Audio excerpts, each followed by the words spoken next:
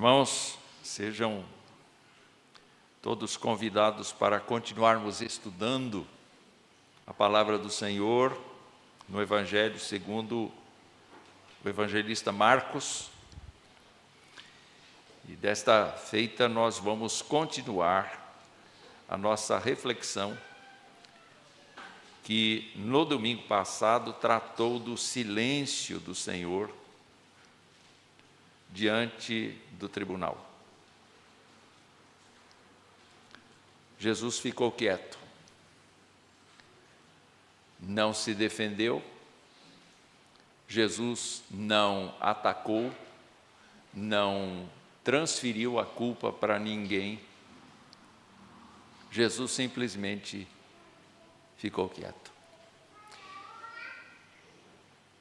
Terminado o julgamento, terminados todos os processos de julgamento que Jesus havia sido submetido, foram vários, foram muitos, foram situações muito complexas. A sentença tinha sido pronunciada, Pilatos lavou as suas mãos. E a Bíblia nos diz, então, o Evangelho de Marcos nos diz que Jesus passou a vivenciar o período mais difícil até então. Ele já tinha sofrido demais no Getsemane, orando, chorando como que gotas de sangue, mas agora ele estava sozinho. Não havia um discípulo junto dele. Ele estava na mão de gente absolutamente estranha. Ele já tinha apanhado muito, ele já tinha sido desfigurado e agora ele está entregue nas mãos dos soldados. Capítulo de número 15, a partir do verso 16. Hoje nós vamos ficar aqui a noite inteira, porque nós vamos entrar pela via dolorosa. Eu queria lembrar que via dolorosa é um termo que tem sido utilizado bastante, não é? Inclusive é uma música que foi composta por Billy Louis Sprague e Niles Borup. No Brasil ela foi cantada inicialmente por Fernanda Brum, e ela se chama Via Dolorosa. E Via Dolorosa é um caminho que os peregrinos em Jerusalém fazem. Eles passam por lugares onde supostamente Jesus Cristo teria parado, falado com pessoas, caído, a cruz foi colocada nos ombros de outra pessoa e assim por diante. Mas eu quero considerar via dolorosa como a escolha do caminho. Eu quero pensar na via dolorosa como a escolha do caminho que Jesus fez. Essa canção, traduzida para o português, diz mais ou menos assim: pela via dolorosa em Jerusalém chegou certo homem carregando uma cruz. Multidões queriam ver o homem condenado a morrer. Ele estava tão ferido e sangrava sem parar, coroado com espinhos ele foi, e em dor podia ouvir o escárnio dos que o punham para morrer. Pela via dolorosa, que é a estrada do horror, qual ovelha veio Cristo, Rei, Senhor, ele foi quem escolheu dar a vida por ti e por mim. Pela via dolorosa, meu Jesus sofreu assim. Jesus se entregou, mostrou seu amor, morreu numa cruz em Jerusalém, pela via dolorosa, que é a estrada do horror. Qual ovelha veio Cristo, Rei, Senhor? Ele foi quem escolheu dar a vida por ti e por mim. Pela via dolorosa, meu Jesus sofreu assim. Os primeiros versículos desta narrativa da Via Dolorosa estão aqui, dos versos 16 até o verso 20. E eu queria comentar que este trecho aqui vai significar para nós o encontro de Jesus Cristo com soldados gentios. O texto diz: então os soldados levaram Jesus para dentro do palácio, que é o pretório, e reuniram toda a tropa. Vestiram Jesus com um manto púrpura e, tecendo uma coroa de espinhos, a puseram na cabeça dele. E o saudavam, dizendo: salve, rei dos judeus! Batiam na cabeça dele com um caniço, cuspiam nele e, pondo-se de joelhos, o adoravam. Depois de terem zombado dele, tiraram-lhe o manto púrpura e o vestiram com suas próprias roupas. Então conduziram Jesus para fora, a fim de o crucificarem. Não restava mais nada, não restava apelação, não restava nada. Simplesmente restava o tempo em que Jesus Cristo seria crucificado. Mas os soldados fizeram o que normalmente eles faziam. Os soldados pegavam pessoas que se insurgiam contra Roma e então tinham o tempo de escárnio, tinham o tempo de bater, tinham o tempo de maltratar antes da cruz. Era o privilégio deles, era o prazer deles de pegar um inimigo e de reduzir o inimigo moralmente, espiritualmente, verbalmente, fisicamente, de qualquer mente que você imaginar, está lá. Jesus Cristo tinha sofrido a aflição religiosa dos principais sacerdotes, das principais autoridades religiosas de Jerusalém. Mas os soldados não entendiam nada de religião dos judeus, não queriam saber, não tinham interesse. Eles simplesmente olhavam para Jesus e, mesmo que Jesus não demonstrasse nenhuma reação, eles entendiam que Jesus Cristo tinha tentado ser um inimigo político de Roma. Então, eles bateram em Jesus, eles ridicularam Jesus, eles tiraram as roupas de Jesus, colocaram aquele manto, colocaram a coroa, deram para ele as condições falsas de um reinado, se prostrando e adorando diante dele. Quando a gente assiste isso com os olhos da imaginação, a gente sabe que humilhação foi esta que Jesus sofreu dos gentios. O Filho de Deus na mão desses militares.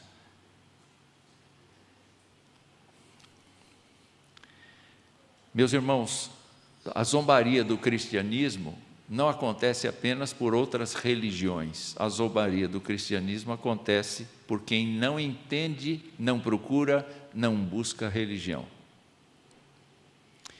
E um crente, assim como Jesus, está sujeito a sofrer por sua fé.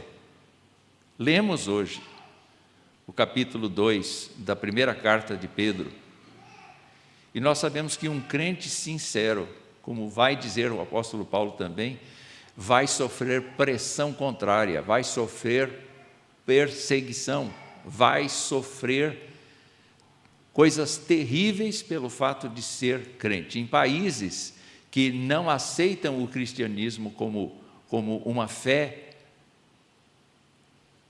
nós temos relatos tristes, não é, Marcos Freitas? Nós temos relatos tristes de pessoas que são absolutamente feridas por conta da sua convicção. Um comentarista disse que se alguma vez alguém zombar do nosso cristianismo, isso nos ajudará a lembrar que o mesmo fizeram com Jesus, em uma forma pior que algo que pudesse nos acontecer. Se nós sofrermos por conta do Evangelho, nós podemos saber que Jesus sofreu 1000 vezes mais.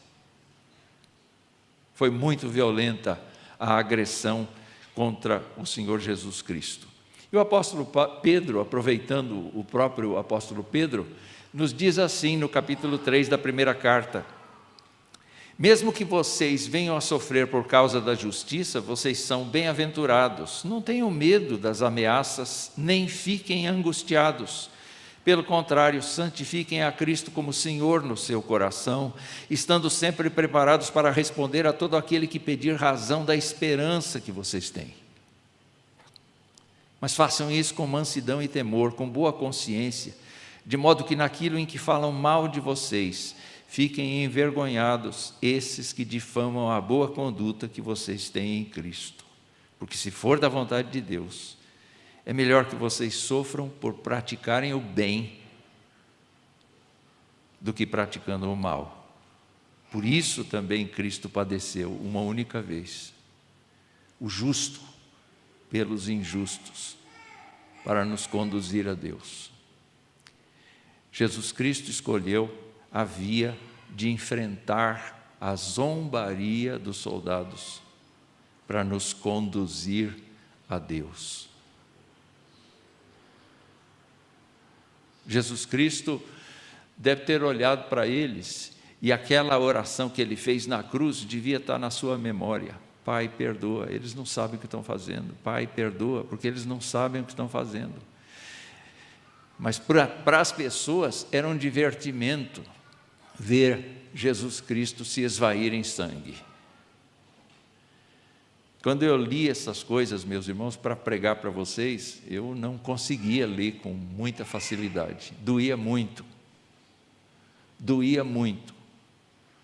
Porque quando a gente leva um fora, uma pessoa nos despreza, o espírito da gente se revolta de tal maneira, a gente fica tão intranquilo, a gente fica tão magoado.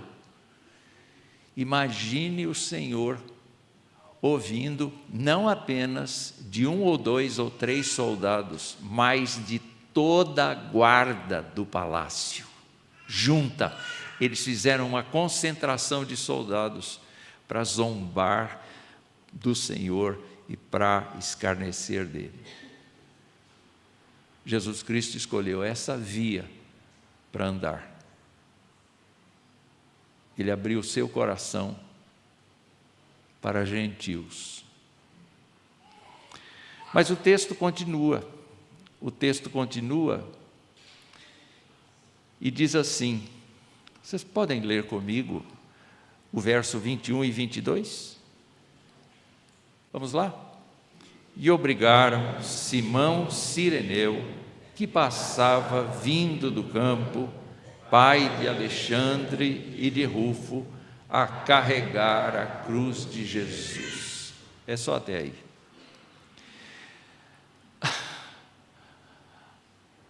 A gente não sabe se Simão tinha vindo de Cirene, no norte da África, e se ele estava ali por conta da Páscoa, como um bom judeu da dispersão, ou se ele tinha ido trabalhar e estava voltando. A gente não sabe. O que a gente sabe? Você aí, vem cá, pega essa cruz e carrega. Não era uma coisa que o cidadão podia dizer, eu posso pensar? Eu posso subornar você e sair livre dessa? Não tinha essa história. Toda pessoa a quem um soldado recrutava tinha que atender. E esse homem deixa a sua própria carga, a gente não sabe o que ele carregava nas mãos, ele deixa a sua própria carga para ir do lado de um homem completamente acabado, ensanguentado, com uma coroa de espinhos na fronte, que talvez ele nunca tinha visto antes, uma pessoa totalmente destruída, e ele então tem que assumir o peso dessa pessoa e caminhar pelas ruas de Jerusalém segundo o caminho que os soldados quisessem. Porque a política deles era a seguinte, eles iam de 4 pessoas iam com cada condenado. Nós estamos falando de 3 pessoas que iam ser crucificadas naquele dia. E Jesus Cristo tinha 4 soldados com ele. E nós olhamos para esta cena e nós podemos aprender com o fato de que os soldados faziam questão de fazer o maior trajeto possível dentro de Jerusalém, a fim de que toda a população visse que uma pessoa foi contra Roma. Então Jesus Cristo não foi direto. Jesus Cristo foi serpenteando as vielas, as ruazinhas de Jerusalém. E doravante, a partir de um certo momento, este Simão é obrigado a caminhar no percurso que os soldados estabeleceram. E Jesus Cristo provavelmente vai ao seu lado ou atrás dele, completamente machucado, mancando, sei lá o quê. Jesus Cristo vai morrendo por dentro. E esse homem vai assumindo essa cruz que não era dele. Quando a gente lê alguns comentaristas, eles chamam a nossa atenção para o fato de que Marcos fez questão de dizer que Simão Cireneu era pai de Alexandre e de Rufo. Quando Marcos escreveu para romanos, para gentios, escreveu para a igreja de Roma. E ao escrever para a igreja de Roma, certamente estas pessoas eram referenciais para eles. Quando o apóstolo Paulo escreveu a carta aos romanos, sabe quem ele saudou? Ele saudou Rufo, o filho de Simão Cireneu. E disse que Rufo era um eleito do Senhor. E disse mais, disse que a mãe, a esposa de Simão Cireneu, era para o apóstolo Paulo como uma mãe para ele também. Como é que você enxerga essa família então? É uma família que conhece o Evangelho. E de onde será que veio isso?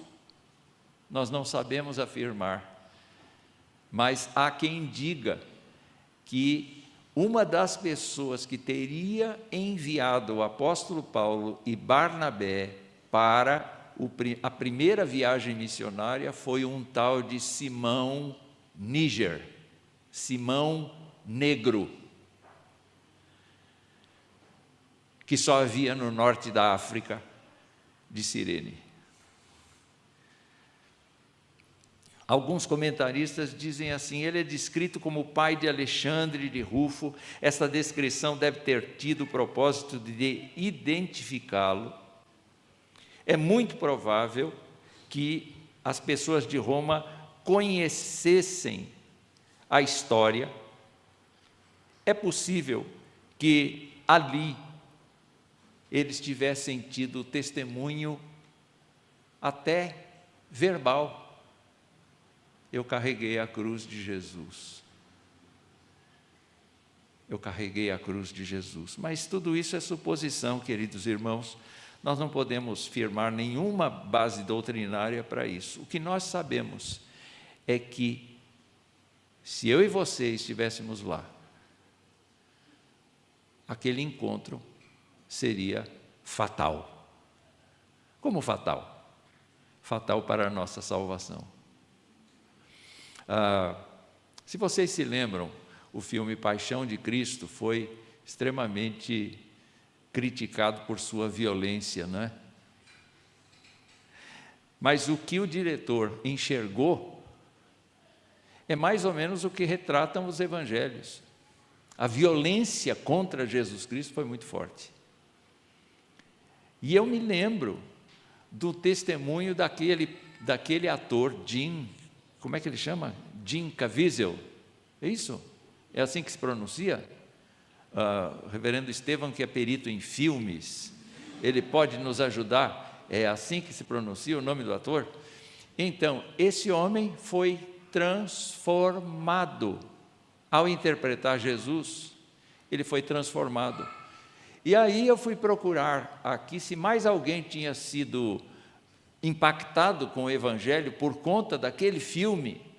O ator que fez Barrabás aceitou a Cristo. Porque ele diz assim, na cena, eu olhei para o Jim, que era o ator que fazia Cristo, e o olhar do Jim não era um olhar de raiva, era um olhar de misericórdia.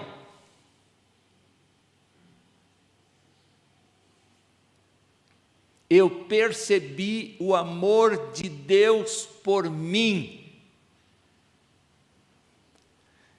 E eu fico pensando, queridos irmãos, no fato de que este impacto tem acontecido desde que Jesus Cristo foi entregue à cruz. As pessoas têm sido transformadas por esse quadro impressionante do sofrimento do Senhor. Então eu queria chamar a sua atenção para o fato de que, para mim, esta via que Jesus Cristo escolheu era uma via que, sem dúvida alguma, tinha como propósito transformar pessoas que passavam. A cruz de Cristo transforma as pessoas, transformou a vida de Simão. Mas eu quero caminhar um pouco mais, porque a via dolorosa continua. Jesus não está carregando a cruz, mas Jesus Cristo tem que enfrentar a cruz. E quando ele chega no lugar chamado Gólgota, está lá, a partir do verso 22, levaram Jesus para o Gólgota, que quer dizer lugar da caveira, quiseram dar-lhe para beber vinho misturado com mirra. Essa porção era preparada pelas mulheres de Jerusalém. E todos os que iam para a cruz eram narcotizados com isso, porque era um narcótico para evitar as dores muito fortes. Porque na cruz você não morre de problema de fígado, de problema de pulmão, de problema de coração, você não tem infarto, você não tem embolia pulmonar, você não tem essas coisas. Você tem uma pessoa que é esticada debaixo do sol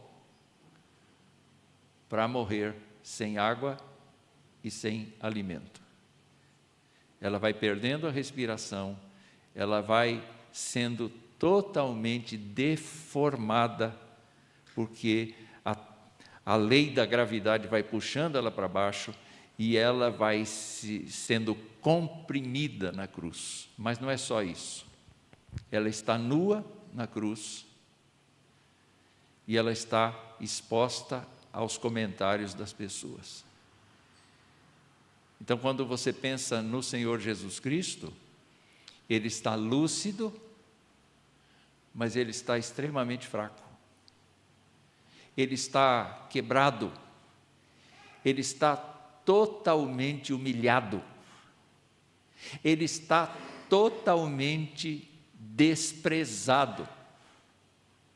São poucas as pessoas. O texto vai nos dizer que a mãe ficou por perto, João ficou por perto em dado momento, mas o texto de Marcos vai dizer que as pessoas que tinham andado com ele durante todo o seu ministério ficaram de longe, ficaram olhando de longe.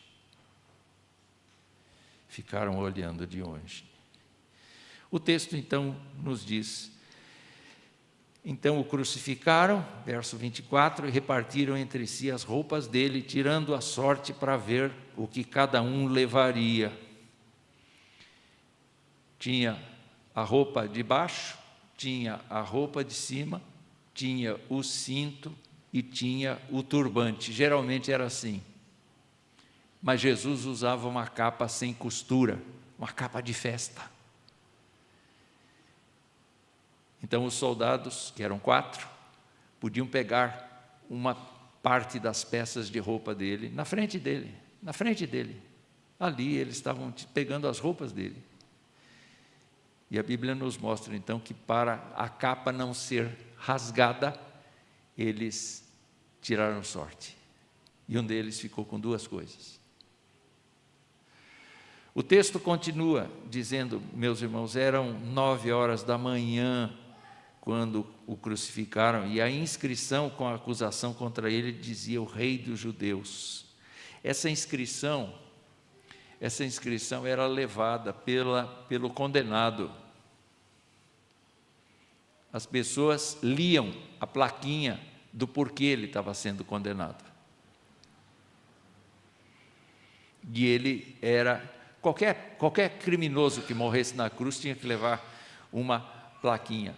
Mas, no caso de Jesus, Pilatos fez questão de escrever o Rei dos Judeus. Então diz o texto que com ele crucificaram 2 ladrões, um à sua direita, outro à sua esquerda, e cumpriu-se a Escritura que diz: com malfeitores foi contado. Eu fico pensando, meus irmãos, o que Marcos queria mostrar aqui.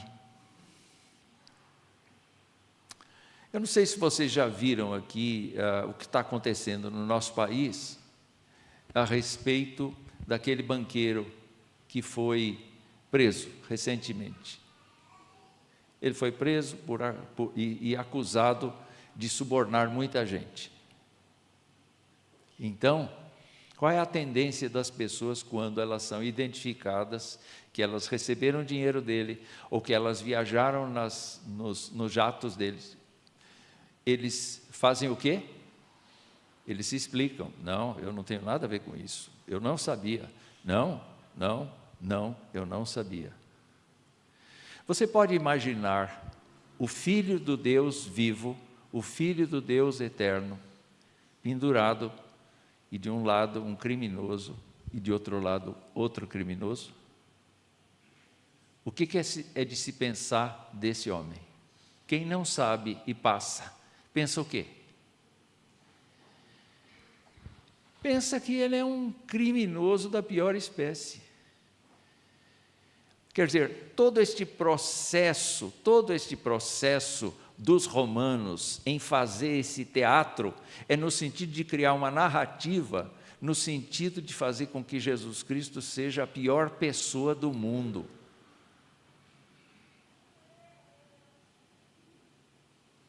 Nenhum de nós experimentou isso. E por que Jesus Cristo experimentou isso?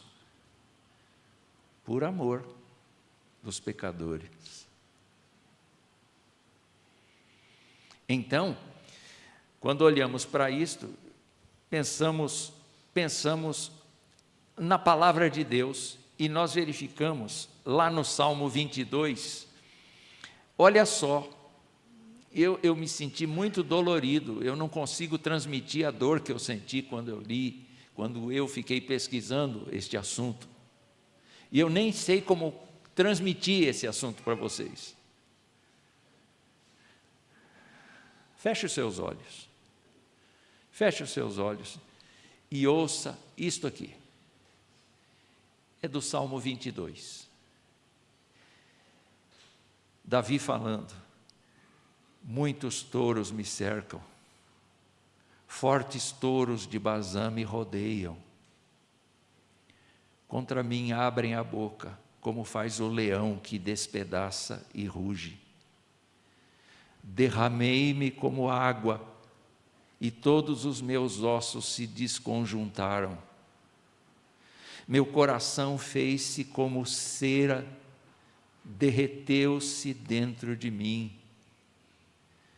O meu vigor secou-se como um caco de barro, e a língua se me apega ao céu da boca. Assim me deitas no pó da morte. Cães me cercam, um bando de malfeitores me rodeia, traspassaram-me as mãos e os pés. Posso contar todos os meus ossos. Os meus inimigos estão olhando para mim e me encarando. Repartem entre si as minhas roupas e sobre a minha túnica lançam sortes. Você está se pondo na pele do Senhor? Que dor!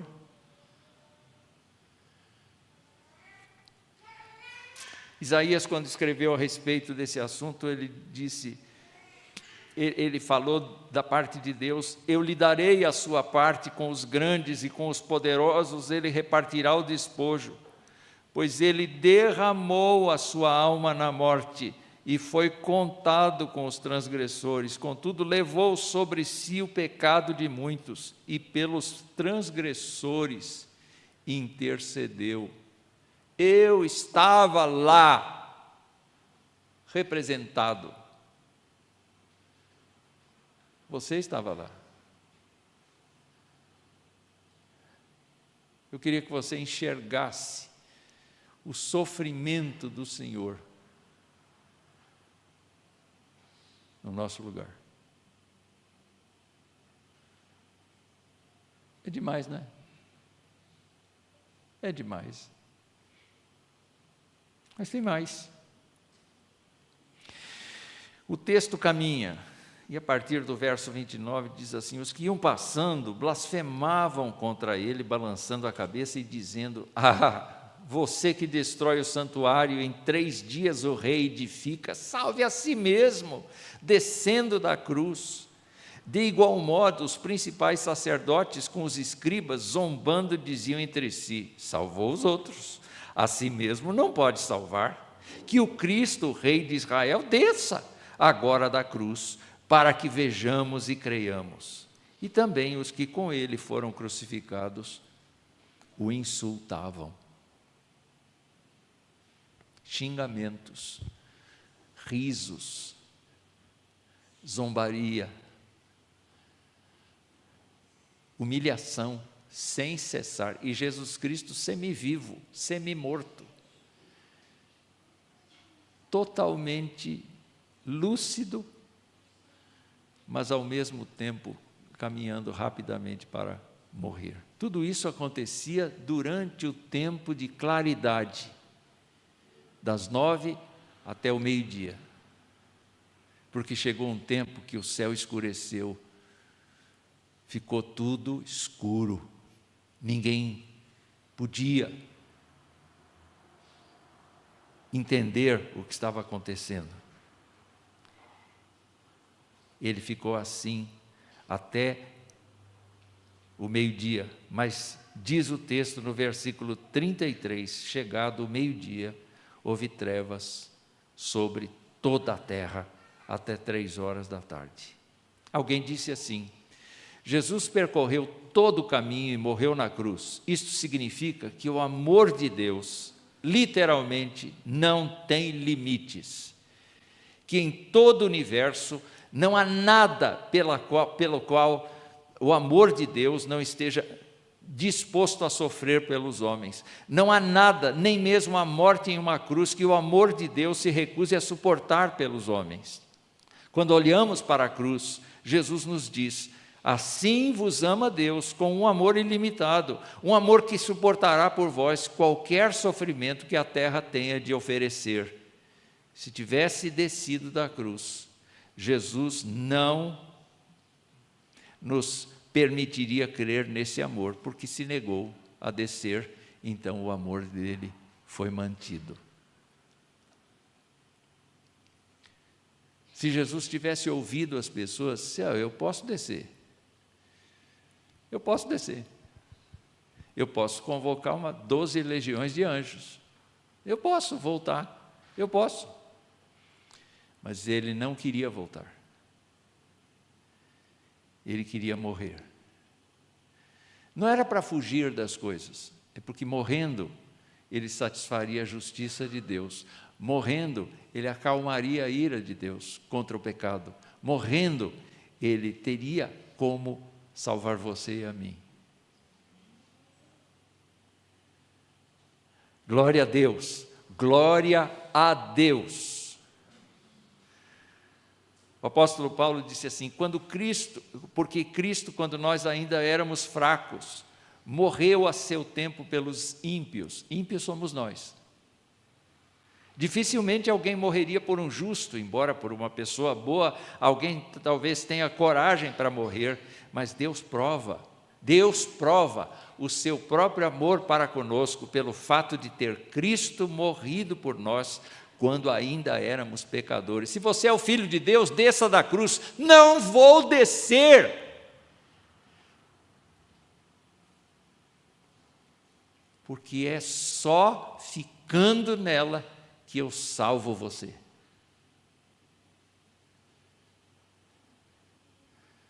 Bendito seja Deus. Bendito seja Deus.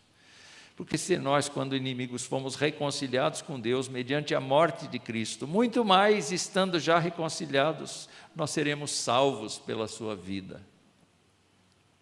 Meus irmãos, o castigo que nos traz a paz estava sobre ele. Esse tempo de escuridão do meio-dia até as 3 da tarde era por causa do meu pecado e do seu pecado. E às 3 horas, o texto diz, caminhando aqui para o versículo de número 34, às 3 horas, Jesus clamou em alta voz: Eloi, Eloi, lema sabachthani. Isso quer dizer: Deus meu, por que me desamparaste? E alguns dos que estavam ali ouvindo isto diziam: vejam, ele chama por Elias. Elias. E um deles correu para embeber uma esponja em vinagre, e colocando-a na ponta de um caniço, deu-lhe de beber, dizendo: esperem, vejamos se Elias vem tirá-lo.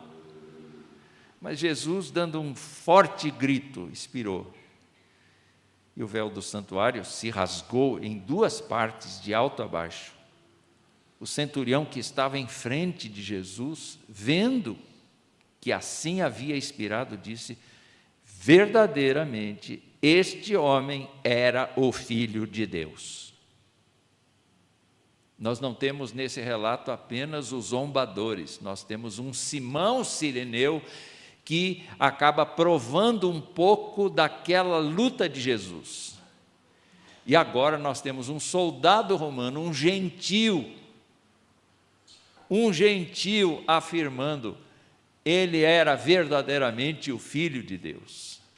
E, queridos irmãos, diz o texto que as mulheres estavam ali observando de longe, entre elas Maria Madalena, Maria mãe de Tiago menor, de José, ainda Salomé. E Marcos termina a narrativa dizendo que essas mulheres o acompanhavam e serviam. Mas tinham muitas outras que tinham ido com ele para Jerusalém. Alguém escreveu: Jesus tinha tomado sobre si esta nossa vida, tinha feito nossa obra e enfrentado nossas tentações e suportado nossas provas, tinha sofrido tudo que essa vida podia lhe trazer, tinha conhecido o fracasso dos amigos, o ódio dos adversários, a malícia dos inimigos, tinha conhecido a dor mais dilaceradora que a vida pode oferecer, e até esse momento tinha passado por todas as experiências da vida, menos uma. Não tinha conhecido as consequências do pecado. Não sabia o que era pecar. E de repente, se algo o pecado faz, é nos separar de Deus. Põe entre nós e Deus uma barreira, como uma muralha impossível de escalar. Essa era a única experiência humana pela qual Jesus nunca tinha passado. Porque ele não tinha pecado. Pode ser que nesse momento ele se abatesse por conta dessa experiência. Não porque ele tivesse pecado, mas sim porque antes que pudesse identificar-se completamente com nossa humanidade, ele tinha que passar por isso. E, meus queridos irmãos, nesse momento terrível, diz o texto, horrendo, Jesus se identificou real e verdadeiramente com o pecado do homem. Aqui nós temos um paradoxo. Jesus soube o que era ser pecador. Ele tomou o nosso pecado e assumiu o nosso pecado. Deus o acusou de pecador, sem ser, porque ele estava carregando o nosso. Que grande Salvador, meus irmãos, que grande Salvador. O apóstolo Paulo nos diz que Cristo nos resgatou da maldição da lei, fazendo-se Ele próprio maldição em nosso lugar.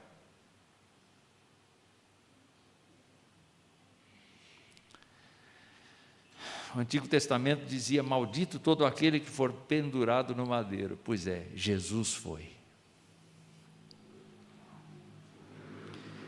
Para que isto? O apóstolo explica, para que a bênção de Abraão chegasse aos gentios em Cristo Jesus, a fim de que recebêssemos pela fé o Espírito prometido.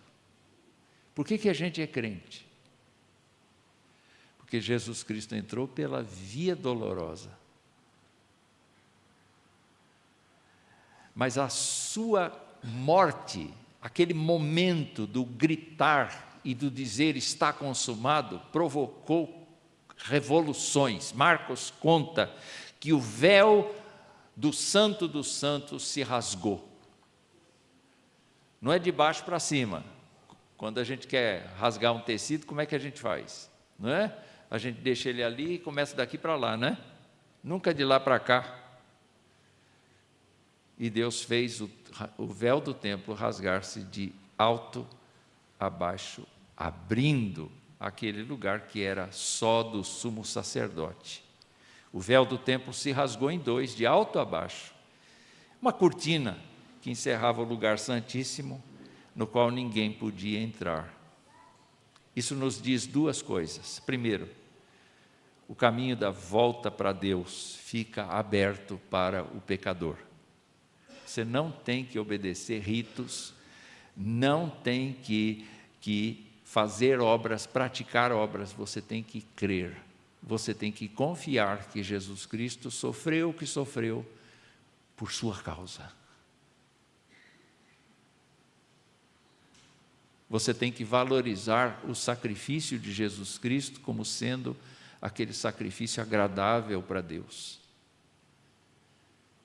Você tem que pensar no fato de que Jesus Cristo levou sobre si toda a sua iniquidade e agora abriu um caminho que você deve trilhar com ousadia. A segunda coisa é que nesse lugar santíssimo morava a própria essência de Deus. Mas agora, com a morte de Jesus, o véu que ocultava a Deus se rompeu e os homens podem ver Deus face a face. Ele não está mais oculto. Ele nos recebe no seu seio de glória. Hoje, quando a gente estava orando e confessando pecados, eu me lembrei da passagem do Apocalipse em que Deus está sentado num trono, os 24 anciãos, milhões e milhões de anjos, e aparece esse verme aqui pedindo perdão de pecados. E sabe qual é a atitude do Senhor? Vem. Eu te quero, eu te amei, eu dei meu filho por você. Eu quebrei o meu filho por sua causa. Oh Deus glorioso. E eu quero terminar pensando aqui com vocês no hino do nosso inário. A poetisa que escreveu, uma tal de Elizabeth, disse assim: eu morri na cruz por ti, foi para te livrar, meu sangue ali verti, e posso te salvar. Vivi assim por ti, sofrendo a intensa dor. E tudo fiz aqui por ser teu Salvador. Sofri na cruz por ti a fim de te salvar. A vida consegui. E agora te vou dar. Eu trouxe a salvação. Dos altos céus eu trouxe favor. É livre o meu perdão. É grande o meu amor. E o estribilho? O estribilho é de matar. Porque o estribilho diz assim: morri na cruz por ti. Que fazes tu por mim? Morri na cruz por ti. Que fazes tu por mim? Morri na cruz por ti. Que fazes tu por mim? Não é uma pergunta retórica. Não é uma pergunta retórica. É uma pergunta real. O preço pago pelo Filho do Deus eterno foi tão grande que eu não posso desprezar a vida que Ele me deu. Não posso negligenciar a vida que Ele me deu. Não posso relaxar na vida que Ele me deu. Eu preciso estar constantemente atento por amor dele.